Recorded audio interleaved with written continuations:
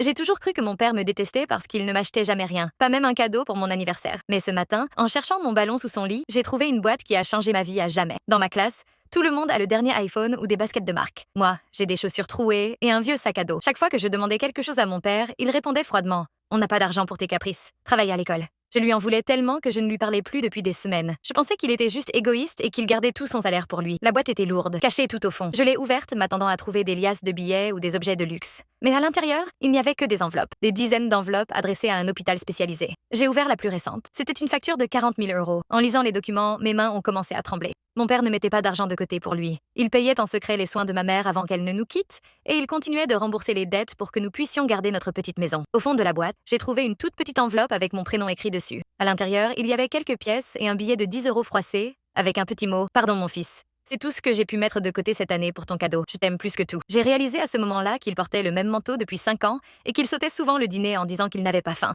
alors qu'il se sacrifiait chaque jour pour moi. Je me suis effondrée en pleurant. Quand il est rentré du travail ce soir, je ne lui ai rien demandé. Je l'ai juste pris dans mes bras très fort. Ne jugez jamais vos parents sans savoir quel combat ils mènent dans l'ombre pour vous. Like cette vidéo si tu aimes tes parents et écris « Pardon » en commentaire si tu as déjà été injuste avec